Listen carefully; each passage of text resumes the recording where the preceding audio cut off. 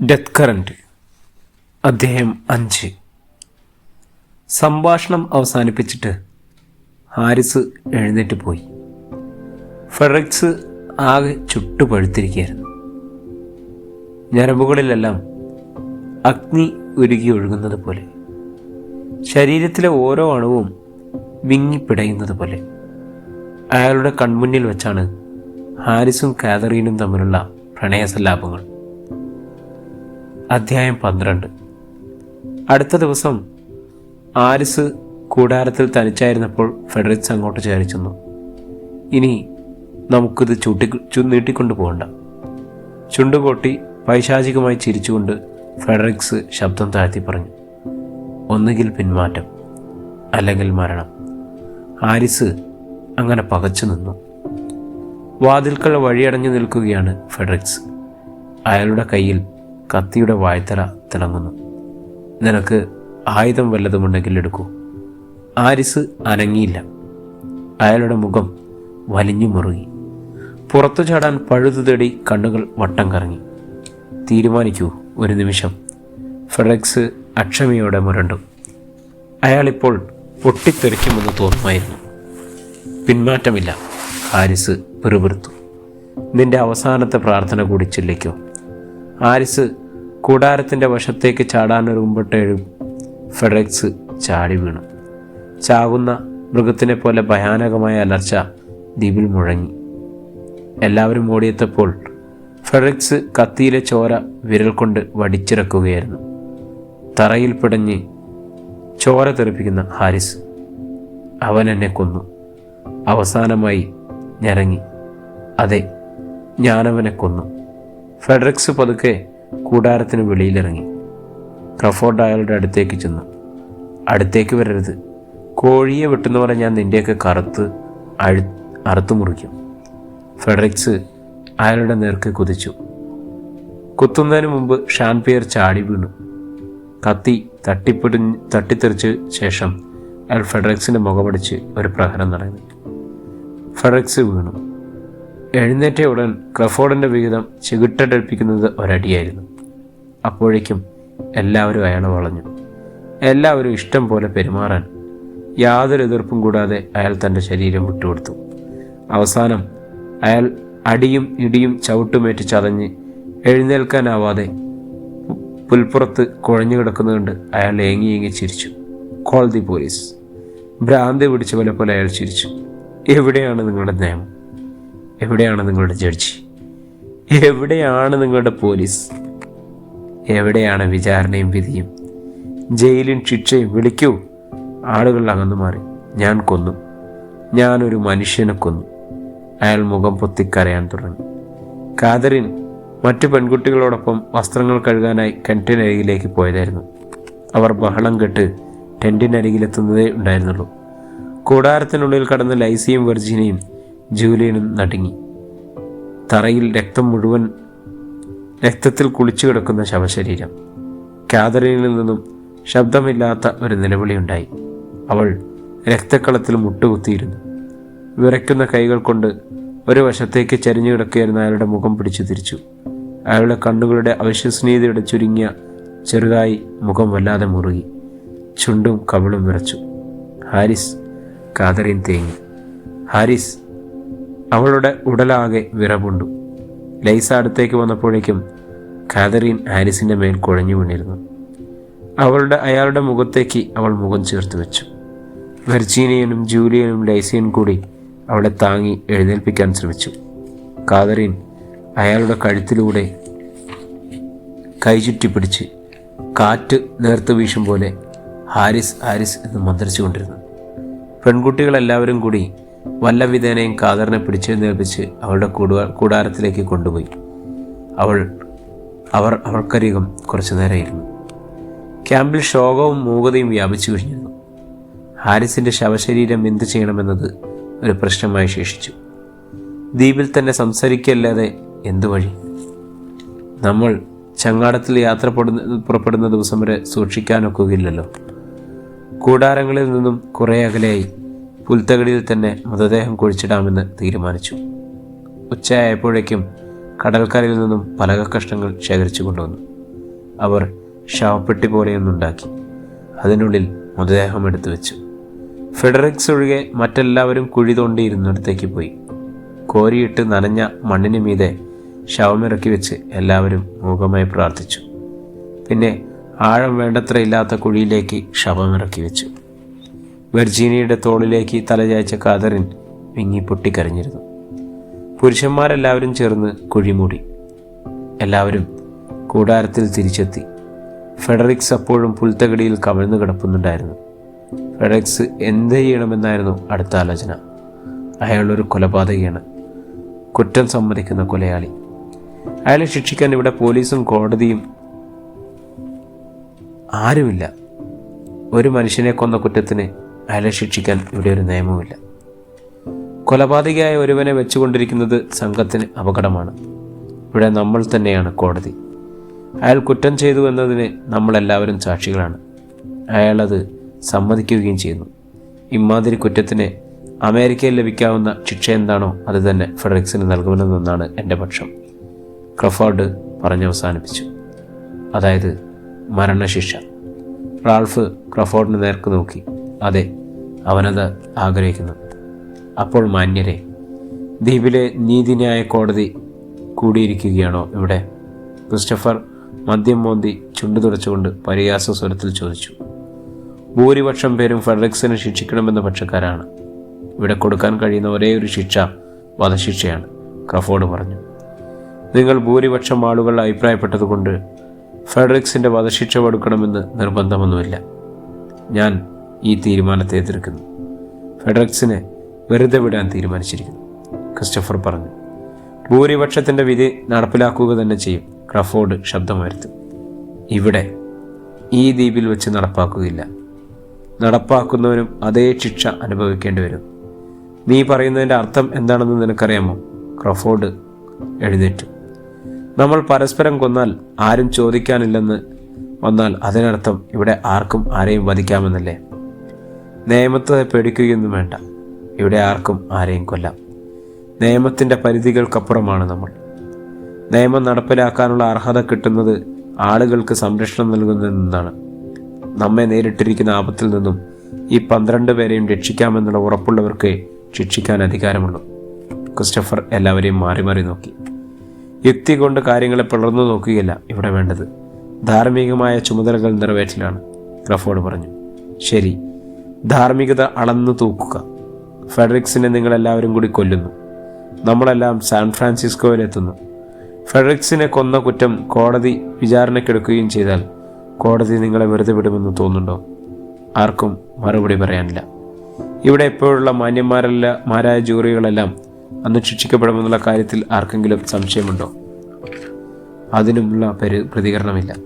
Christopher മദ്യക്കുപ്പിയുടെ കഴുത്ത് വായ്ക്കുള്ളിൽ തിരികിക്കൊണ്ട് ഹാരിസ് താമസിച്ചിരുന്ന കൂടാരത്തിനുള്ളിലേക്ക് നടന്നുപോയി.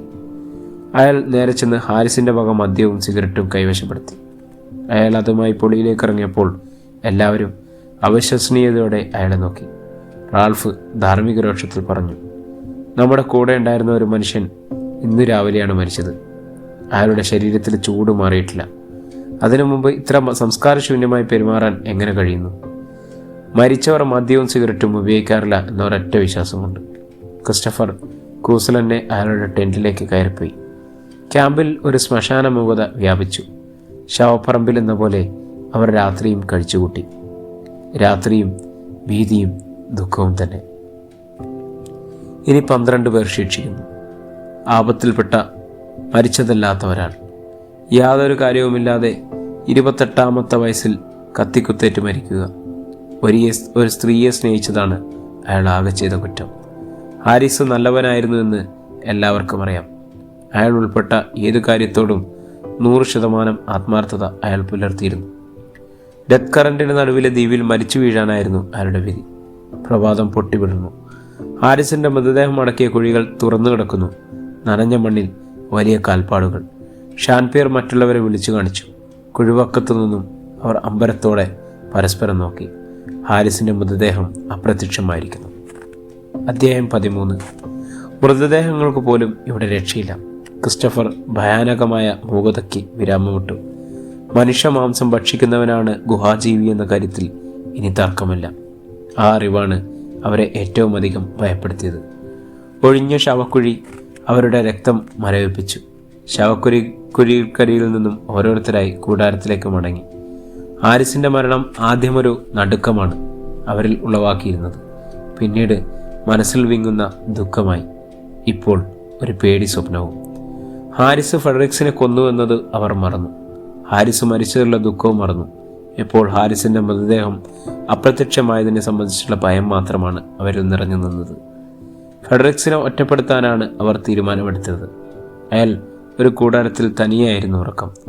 അയാളോടൊപ്പമുണ്ടായിരുന്ന ഭാര്യ ക്രിസ്റ്റഫറിന്റെ കൂടാരത്തിലേക്ക് മാറി. ഫെഡറിക്സ് സാധാ മദ്യപിച്ചും പുകവലിച്ചും ടെന്റിനുള്ളിൽ തന്നെ കഴിഞ്ഞുകൂടി. ബ്ലാക്ക് ഡീമൺ നേരിട്ട് ആക്രമിക്കുന്ന ദിവസത്തെ ഭയപ്പെട്ട് കഴിയുകയായിരുന്നു കൂടാരത്തിലുള്ള എല്ലാവരും. എന്തുകൊണ്ടാണ് ആക്രമണം വൈകുന്നതെന്ന് അവർ ആശ്ചര്യപ്പെട്ടു. ക്രിസ്റ്റഫർ ഒരു ദിവസം പറഞ്ഞു. ലോഞ്ച് നശിപ്പിച്ചതോടെ അവന് മനസ്സിലായി, നമുക്ക് ദ്വീപിൽ നിന്നും ഒരിക്കലും രക്ഷപ്പെടാൻ കഴിയില്ലെന്ന്. അവിചാരിതമായി അവന് വീണ് കിട്ടിയ വിശിഷ്ടാഹാരമാണ് നമ്മൾ ഓരോരുത്തരും. അവനിത് പെട്ടെന്ന് തിന്നു തീർക്കുകയൊന്നുമില്ല. പിറന്നാൾ സദ്യ പോലെ വല്ലപ്പോഴും ഓരോന്ന്. പെൺകുട്ടികളെ ഭയപ്പെടുത്താൻ ശ്രമിക്കുന്നു എന്ന് പറഞ്ഞ് റാൾഫ് അയാളെ കുറ്റപ്പെടുത്തി. ഷാൻപിയർ പറഞ്ഞു, ക്രിസ്റ്റഫർ പറഞ്ഞതുകൊണ്ട് ശരിയാകണമെന്നില്ല. അവൻ നമ്മളെ ഭയപ്പെടുന്നത് കൊണ്ടാവണം നേരിട്ട് ആക്രമിക്കാത്തത്. ജോൺ ഐക്മാൻ ദ്വീപിലിറങ്ങിയ വർഷവും അവർക്കുണ്ടായ നാശവും വെച്ച് നോക്കിയാൽ ഈ ബ്ലാക്ക് ഡീമന് കുറഞ്ഞത് 100 വയസ്സെങ്കിലും പ്രായമുണ്ടാവും. മാർക്ക് അലൻ്റെയാണ് അവസാനം വന്നത്. അതിനുശേഷം അനേകം വർഷങ്ങളായി അവന് മനുഷ്യമാംസം ലഭിച്ചിട്ടില്ല. എൻ്റെ കണക്കുകൂട്ടലനുസരിച്ച് അവൻ വൃദ്ധനായിരിക്കുന്നു. പഴയ ആരോഗ്യവും സാഹസികതയും അവന് നഷ്ടപ്പെട്ടു കഴിഞ്ഞിരിക്കുന്നു. അതുകൊണ്ട് നമ്മെയും നമ്മുടെ ആയുധങ്ങളെയും നേരിടാൻ അവൻ ഭയപ്പെടുന്നുണ്ടാവണം. തോക്കുകളെക്കുറിച്ച് പേടിയുള്ള ഒരു ജീവിയാണ് അത് എന്നാണോ? ക്രിസ്റ്റഫർ പരിഹാസ സ്വരത്തിൽ ചോദിച്ചു. തീർച്ചയായും. നമുക്ക് മുമ്പ് വന്ന സംഘങ്ങളുടെ കൈവശം തോക്കുണ്ടായിരുന്നു. എന്നതിന് മതിയായ തെളിവുകളുണ്ട്. വെടിയുണ്ടയുടെ രുചി അവൻ അറിഞ്ഞിട്ടുണ്ടാവണം.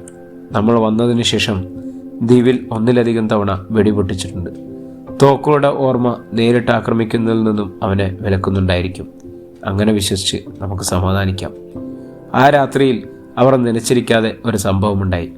കാതറീൻ തനിച്ച് ഒരു കത്തിയുമായി ഫെഡറിക്സിന്റെ കൂടാരത്തിൽ കയറി ചെന്നു. അയാളെ ആക്രമിച്ചു. ബഹളം കെട്ട് എല്ലാവരും ഫെഡറിക്സിന്റെ ടെന്റിലെത്തി. കാതറീൻ ചോര പുരണ്ട കത്തിയുമായി നിന്ന് ചീറുകയാണ്. ഫെഡറിക്സിന്റെ തോളും കൈപ്പത്തിയും കുത്തേറ്റ് മുറിഞ്ഞ് ചോരയൊഴുകുന്നുണ്ട്. അയാളുടെ മുഖത്ത് ഒരു മുറിവ് കണ്ടു. കാതറീൻ വീണ്ടും വീണ്ടും കത്തി അയാളുടെ നേർക്ക് വീശി. ഫെഡറിക്സ് ഭയന്ന് കൈപ്പടങ്ങൾ വിരിച്ച് തടയുകയും ഷാൻപിയർ കാതറീനെ പിടിച്ചു മാറ്റി. അവൾ കരഞ്ഞുകൊണ്ട് പിടഞ്ഞു ചീറി. അർണോൾഡ് അവളുടെ കയ്യിൽ നിന്നും കത്തി പിടിച്ചു വാങ്ങി. ഫെഡറിക്സ് ശാന്തമായി പറഞ്ഞു, ആരും തടയണ്ട, അവളെ വിട്ടേക്കൂ.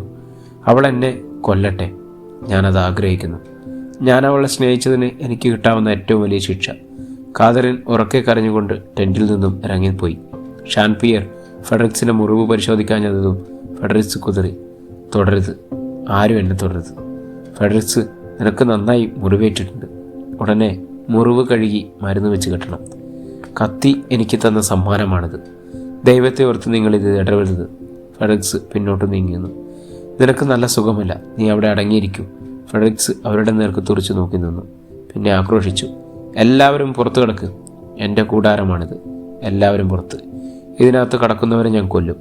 ഷാൻപിയറും കൂട്ടുകാരും തലകുനിച്ചിറങ്ങിപ്പോയി. രാത്രിയിൽ വളരെ നേരം അവർ തീക്കുണ്ടത്തിന് ചുറ്റും മൂകരായിരുന്നു. കിടക്കാൻ പോകുമ്പോൾ ഷാൻപിയർ കരോളിനോട് നിർദ്ദേശിച്ചു, കാതറീനെ സൂക്ഷിച്ചുകൊള്ളണം. രാത്രിയിൽ അവൾ ഇറങ്ങിച്ചെന്ന് ഫെഡറിക്സിനെ ആക്രമിക്കാനിടയുണ്ട്. ഫെഡറിക്സ് അർദ്ധരാത്രി വരെ മദ്യപിച്ചും സിഗരറ്റ് വലിച്ചും കൂടാരത്തിലിരുന്നു.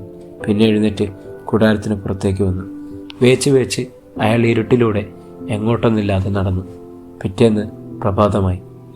കരോളൈസയാണ് ഫെഡറിക്സിന്റെ ടെന്റിനുള്ളിലെന്ന വിവരം ആദ്യം അറിഞ്ഞത്. അവൾ ഉടനെ തന്നെ മറ്റുള്ളവരെ വിവരമറിയിച്ചു. റാൾഫ് ടെന്റിനുള്ളിൽ വന്ന് പരിശോധിച്ചു. അവിടെയില്ല. തുടർന്ന് എല്ലാവരും പരിഭ്രമത്തോടെ അന്വേഷണം ആരംഭിച്ചു. 14. പരിസര പ്രദേശത്ത് ഫെഡറിക്സിനെ അന്വേഷിച്ചു പോയ താമസിക്കാതെ തിരിച്ചെത്തി. കാണാനില്ല, അർണോൾഡ് പറഞ്ഞു. അയാൾ പിന്നെ എവിടെ പോയി? റാൾഫ് തന്നെത്താൻ ചോദിച്ചു. അല്പം കഴിഞ്ഞപ്പോൾ കടൽക്കരയിൽ തിരയാൻ പോയ ക്രഫോൾഡും ഭാര്യ ഗോമസും തിരിച്ചെത്തി. ഫെഡറിക്സ് അവിടെ എങ്ങുമില്ല. എന്തോ കുഴപ്പമുണ്ടായിട്ടുണ്ട്, ഷാൻപിയർ പറഞ്ഞു. മദ്യപിച്ച് വെളിവ് കെട്ടാതെ ഇറങ്ങിപ്പോയതായിരിക്കും. കാട്ടിലെവിടെയെങ്കിലും ബോധമില്ലാതെ കിടപ്പുണ്ടായിരിക്കും. റാൾഫ് സമാധാനിക്കാൻ ശ്രമിച്ചു. ഇനി എന്തു ചെയ്യണമെന്നറിയാതെ അവർ പുൽത്തകടിയിൽ കൂട്ടം കൂടി നിന്നു. നമ്മുടെ സംഘത്തിൽ നിന്നും ജീവനുള്ള ഒരംഗത്തെയാണ് കാണാതായിരിക്കുന്നത്. നമുക്കയാളെ തെരഞ്ഞുപിടിക്കണം, ക്രിസ്റ്റഫർ ദൃഢനിശ്ചയത്തോടെ പറഞ്ഞു. ഇത്രയും വിശാലമായ ദ്വീപിൽ എവിടെ ചെന്ന് കണ്ടുപിടിക്കാനാണ്? ക്രഫോർഡ് ചോദിച്ചു. അതുകൊണ്ട് അയാളെ ഉപേക്ഷിച്ച് കളയാമെന്നോ? അയാൾക്കെന്തെങ്കിലും അപകടം സംഭവിക്കുന്നതിന് മുമ്പ് രക്ഷപ്പെടുത്തേണ്ട ചുമതല നമുക്കുണ്ട്. നമുക്കെന്ത് ചെയ്യാൻ കഴിയും? 2-3 പേർ വീതം പല സംഘമായി പിരിഞ്ഞ് കാട്ടിൽ ചുറ്റിത്തിരി നടന്ന് തിരിയണം. അല്പനേരം വാഗ്വാദത്തിന് ശേഷം ക്രിസ്റ്റഫറും നിർദ്ദേശം അംഗീകരിച്ചു. അവർ 3 സംഘങ്ങളായി തിരിഞ്ഞു. ഷാൻപിയറും കരോൾ ലേസിയും അർണോൾഡും ക്രിസ്റ്റഫറും. റാൾഫിന്റെ നേതൃത്വത്തിൽ ബാരി ഗോമസും വെർജീനിയനും ക്രഫോർഡും സംഘവും വിൽബർട്ടും ജൂലിയനും. അപ്പോൾ മറ്റൊരു പ്രശ്നം. കാതറീൻ എങ്ങോട്ടും പോകുന്നില്ല. അവൾ കൂടാരത്തിനുള്ളിൽ കിടപ്പാണ്. റാൾഫും ക്രഫോർഡും എത്രമാത്രം നിർബന്ധിച്ചിട്ടും അവൾ ആ സംഘത്തിൽ ചേരാൻ കൂട്ടാക്കിയില്ല. ഒടുവിൽ ബാരി ഗോമസ് കാതറീനെ കാവലേൽപ്പിച്ച ശേഷം തെരച്ചിൽ സംഘങ്ങൾ കാട്ടിലേക്ക് നടന്നു. ഓരോരുത്തർക്കും തിരയേണ്ട പ്രദേശങ്ങൾ ഏതൊക്കെയെന്ന് റാൾഫ് പ്രത്യേകം നിഷ്കർഷിച്ചിരുന്നു. ഏതെങ്കിലും കുഴപ്പമുണ്ടായാൽ അടയാളവെടി പൊട്ടിക്കണമെന്നും പരസ്പരം ഷട്ടം കെട്ടി. ഫെഡറിക്സിനെ കണ്ടെത്തിയാലും അടയാളവെടി മുഴക്കും. വെടിയൊച്ച കേട്ട സ്ഥലത്തേക്ക് മറ്റു സംഘങ്ങൾ ഓടിയെത്തിക്കൊള്ളണം. ഫെഡറിക്സിന്റെ പേർ ഉച്ചത്തിൽ വിളിച്ചുകൊണ്ടാണ് എല്ലാ സംഘവും നീങ്ങിയത്. ഉച്ചയായപ്പോഴേക്കും എല്ലാവരും തളർന്നു. കരോൾ ലേസ ക്ഷീണത്തോടെ ഒരു പാറമേൽ ഇരിപ്പുറപ്പിച്ചു. ഇതുവരെ ആരും നിറയൊഴിച്ചിരുന്നില്ല. അവൾ ആരോടൊന്നുമില്ലാതെ പറഞ്ഞു, ഞാൻ സാൻ ഫ്രാൻസിസ്കോയിലായിരുന്നപ്പോൾ എൻ്റെ നാടിൻ്റെ വില ഏറ്റവും നിസ്സാരമാക്കിയിരുന്നു. എൻ്റെ വീട് ഒരു തടവറയാണെന്ന് തോന്നിച്ചിരുന്നു. മരണമല്ലെന്ന വരം കിട്ടിയവളെ പോലെയാണ് ഞാൻ അവിടെ ജീവിച്ചത്. എന്നാൽ ഇപ്പോൾ എനിക്ക് മനസ്സിലായി എൻ്റെ രാജ്യത്തിൻ്റെ വില, എൻ്റെ കുടുംബത്തിൻ്റെ വില, എൻ്റെ ബന്ധുക്കളുടെ വില, എൻ്റെ ജീവിതത്തിൻ്റെ വില. ഇനിയൊരു പക്ഷേ ഞാൻ ഒരിക്കലും സാൻ ഫ്രാൻസിസ്കോവിലേക്ക് എത്തില്ലായിരിക്കും. ഷാൻപിയർ ലേസിയെ തറപ്പിച്ചത് നോക്കി. ഷാനിൻ്റെ കാര്യം തന്നെ നോക്കൂ. കരോളൈസ് പറഞ്ഞു വന്നത് പഠിക്കാൻ സാൻ ഫ്രാൻസിസ്കോവിൽ വന്നതാണ്, പാരീസിൽ നിന്നും. ഞാനാണ് നിർബന്ധിച്ചത് പീസ് കോർണറിൽ വരാൻ. പിന്നെ യാത്രാ സംഘത്തിൽ ഉൾപ്പെടുത്തിയതും ഞാൻ തന്നെ. അതിൻ്റെ കുറ്റബോധവും കൂടി എനിക്കുണ്ട്. ഷാൻപിയർ കരോളിൻ്റെ അടുത്തായി ഇരിപ്പുറപ്പിച്ചു. അർണോൾഡ് മെല്ലെ പാറക്കെട്ടിന് മുകളിലേക്ക് വലിഞ്ഞു കയറി. മുകളിലെത്തിയിട്ട് അയാൾ മറ്റു സംഘാംഗങ്ങളെ കാണാമോ എന്ന് ചുറ്റുപാടും കണ്ണോടിച്ചു. ആരെയും കാണാഞ്ഞ് നീട്ടി ചൂളമടിച്ചു. അപ്പോൾ വനാന്തർ ഭാഗത്ത് എവിടെ നിന്നോ ചൂളം വിളിയുണ്ടായി. അർണോൾഡ് ചൂണത്തിൻ്റെ ടൂൺ മാറ്റി. ഷാൻ! കരോൾ ലൈസ തൊട്ടു വിളിച്ചു. ഷാൻപിയർ അവളുടെ നേർക്ക് തിരിഞ്ഞു. എന്നെ പരിചയപ്പെട്ടത് ദുരന്തത്തിൻ്റെ സൂചനയായിരുന്നു അല്ലേ? അയാൾ അവളുടെ കണ്ണുകളിലേക്ക് നോക്കി. കടലിൽ വെച്ച് അപകടമുണ്ടാവുക സാധാരണമാണ്. അപകടത്തിൽ നിന്ന് രക്ഷപ്പെട്ട് ഏതെങ്കിലും ദ്വീപിലെത്തുകയെന്നതും സ്വാഭാവികം. എന്നാൽ ഇതുപോലൊരു ദ്വീപിൽ നിന്നും വെറുമൊരു ചങ്ങാടത്തിൽ കയറി 5000-ൽ പരം മൈലുകൾ താണ്ടി ജീവനോടെ അമേരിക്ക എന്നൊരു വൻകരയിലെത്തുക ഒരത്ഭുതമായിരിക്കും. ആ അത്ഭുത യാത്രയിൽ ആരൊക്കെ ഉണ്ടാവുമെന്നാണ് എൻ്റെ സംശയം. ഞാനുണ്ടാവും, ഷാൻപിയർ പറഞ്ഞു. നീയും ഉണ്ടാവും. പിന്നെ ആരൊക്കെയെന്ന് എനിക്കറിയില്ല. രക്ഷപ്പെടുമെന്ന് ഉറച്ചു വിശ്വസിക്കുന്നവരെല്ലാം ഉണ്ടാവും. എന്നിട്ട് നമ്മൾ സാൻ ഫ്രാൻസിസ്കോവിൽ മടങ്ങിയെത്തും. അവിടെ നിന്നും 2 പേർ മാത്രം കയറിയ ഒരു വിമാനം പാരീസിലേക്ക് പറക്കും. ആരൊക്കെ? ഷാൻപിയർ അവളുടെ കണ്ണുകളിലേക്ക് തുറിച്ചു നോക്കി. ഏതാനും നിമിഷം അയാളെ നേരിട്ടതിന് ശേഷം അവൾ കൺപോളകൾ താഴ്ത്തി. പാറയുടെ മുകളിലേക്ക് കയറിപ്പോയ ആളിനോട് ഇറങ്ങി വന്നു. ആരെങ്കിലും കണ്ടോ? ഷാൻപിയർ ചോദിച്ചു. ക്രിസ്റ്റഫറിൻ്റെ ചൂളവടി കേട്ടു. അവൻ കാടിനുള്ളിൽ തന്നെ. ക്രഫോർഡിനെ കുറിച്ച് അടയാളമൊന്നുമില്ല. അർണോൾഡ് പറഞ്ഞു നിർത്തിയതും വെടിയൊച്ച കേട്ടു. പടിഞ്ഞാറ് ദിക്കിൽ നിന്നാണല്ലോ.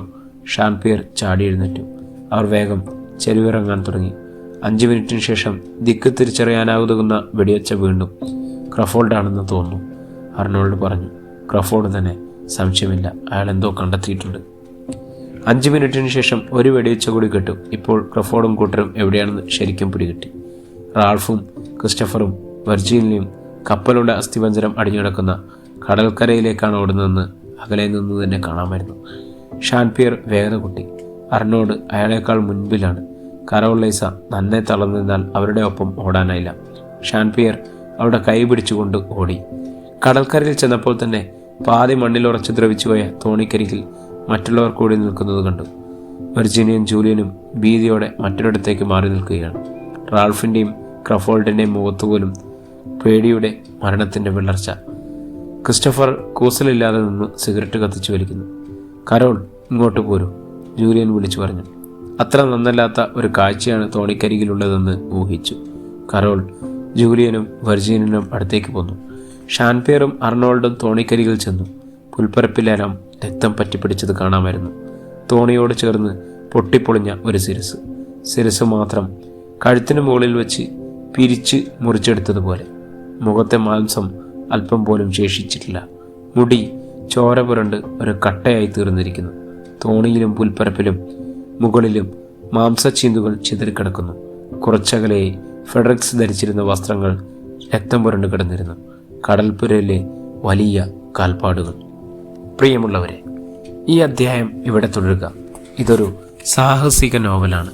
ഇതിൻ്റെ അടുത്ത അധ്യായത്തിനായി നമ്മുടെ ചാനലൊന്ന് സബ്സ്ക്രൈബ് ചെയ്യുക, ബെല്ലൈക്കൺ അമർത്തുക. എല്ലാവർക്കും നന്ദി, നമസ്കാരം.